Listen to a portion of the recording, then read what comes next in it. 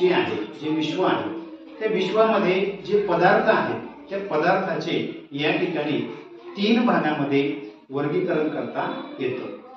पहिल्या भागामध्ये काही पदार्थांना निश्चित असा आकार असतो, त्यांना स्थायीरूप पदार्थ म्हणतात। माझ्याकडे डस्टर आहे, नंतर खडू आहे, यांना विशिष्ट आकार असतो म्हणून यांना आपण स्थायीरूप पदार्थ म्हणतो। त्याच्यानंतर या बॉटलमध्ये पाणी आहे, पाण्याला स्वतःचा आकार नसतो, ते प्रवाही असतं। असे जे पदार्थ आहेत, जे प्रवाही आहेत, त्यांना द्रवरूप पदार्थ असं म्हणतात। आणि आपल्या अवतीभोवती जी हवा आहे त्या हवेमध्ये अनेक वायू आहेत, या वायूंना वायुरूप अवस्था अशा प्रकारे म्हणता येईल। तर आज आपण या प्रयोगाच्या माध्यमातून पाण्याला स्वतःचा आकार नसतो हे समजून घेणार आहोत। प्रत्येक पदार्थ सूक्ष्म कणांनी बनलेला असतो, त्यांना आपण अणु म्हणतो। या कणांमधलं अंतर स्थायीरूप पदार्थांमध्ये खूप कमी असतं, म्हणून त्या स्थायीरूप पदार्थांना स्वतःचा आकार असतो, त्यांचा आकार बदलत नाही। बघा, हे डस्टर मी या ग्लासमध्ये टाकतो। डस्टरचा आकार कसा दिसत आहे? आयताकृती, चौकोनी। आता हेच डस्टर मी या वाटीमध्ये टाकतो, त्याचा आकार बदलला का?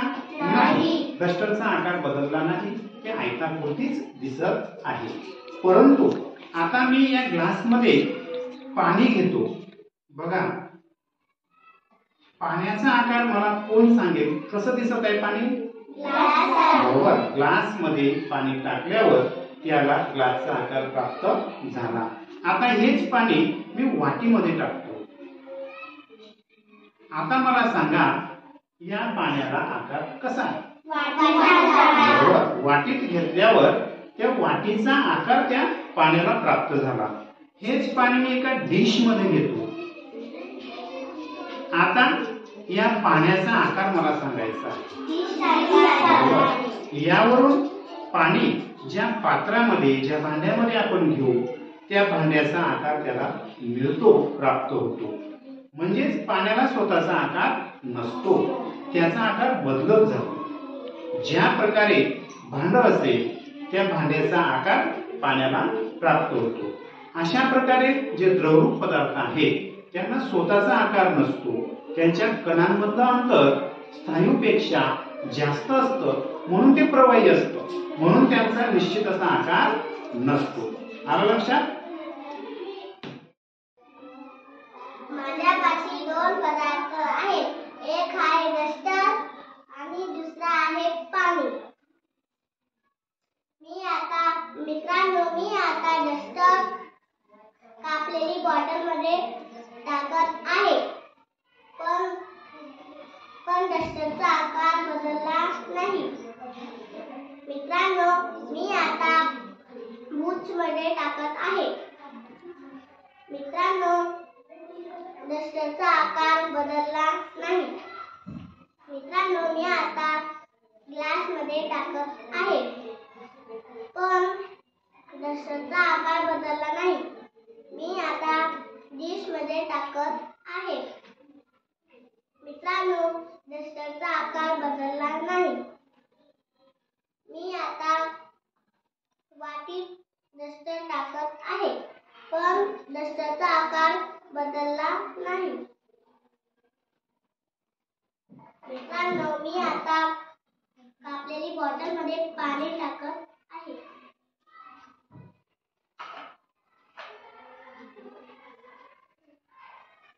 मित्रांनो, पाण्याचा आकार कापलेली बॉटल सारखाच आहे। मी आता बूच मध्ये टाकत आहे।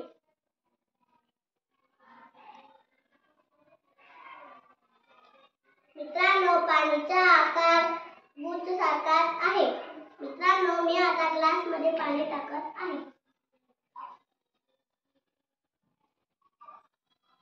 मित्रांनो, पाण्याचा आकार ग्लास सारखाच आहे।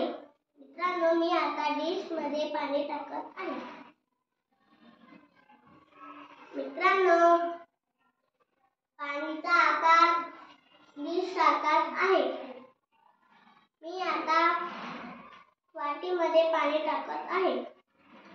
मित्रांनो, पाणी आकार डिश सारखाच आहे. हे दोन वस्तू काय आहेत? डस्टर आणि पाणी. मी डस्टर काटलेली बाटलीमध्ये टाकते. डस्टरचा आकार चौकोनच आहे. मी ग्लासमध्ये टाकणार आहोत. आता डस्टरचा आकार चौकोनच आहे. मी डस्टर आता बुशमध्ये टाकणार आहोत. डस्टरचा आकार चौकोनच असतो. मी आता डिशमध्ये डस्टर टाकत आहे.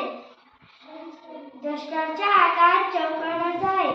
मी आता वाटीत डस्टर टाकत आहे. डस्टरचा आकार चौकोनच आहे. मित्रांनो, आता मी काटलेली बाटलीत मी पाणी टाकत आहे.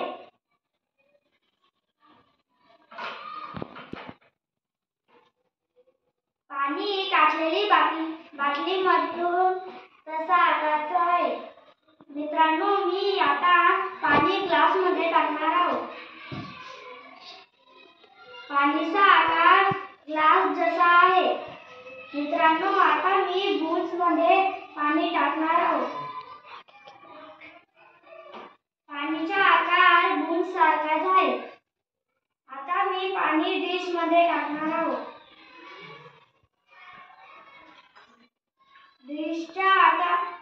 पाणीचा आकार डिश सारखाच आहे. आता मी पाणी वाटीत टाकणार आहोत. पाणी वाटीच्या आकारासारखाच आहे.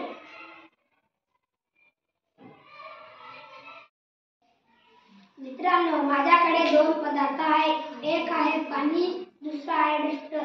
आता मी डस्टर कापलेली बॉटलमध्ये टाकतो. डस्टरचा आकार चौकोनीच आहे. डस्टर मी आता बुशमध्ये टाकतो. डस्टरचा आकार डस्टर सारखाच आहे. डस्टर आता मी ग्लासमध्ये टाकतो. डस्टरचा आकार डस्टर सारखाच आहे. मित्रांनो, मी आता डस्टर प्लेटमध्ये टाकतो.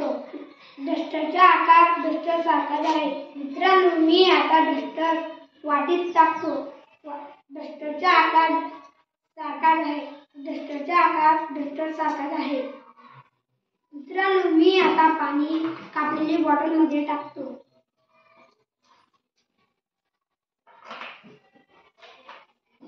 मित्रांनो, मी पाणीचा आकार कापलेली बॉटल सारखाच आहे. मित्रांनो, मी आता पाणी बुशमध्ये टाकतो.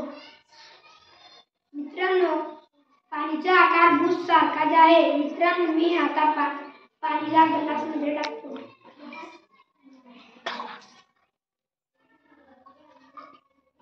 मित्रांनो, पाणीचा आकार ग्लास सारखाच आहे. मित्रांनो, मी आता पाणी प्लेटमध्ये टाकतो. पाणीचा आकार प्लेट सारखाच आहे. मित्रांनो, मी आता पाणी वाटीमध्ये टाकतो. पाणीचा आकार वाटी सारखाच आहे.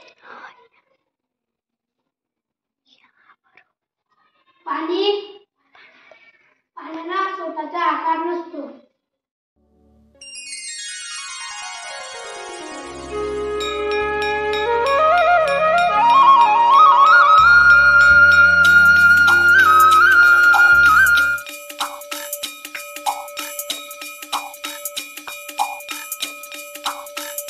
Whoa.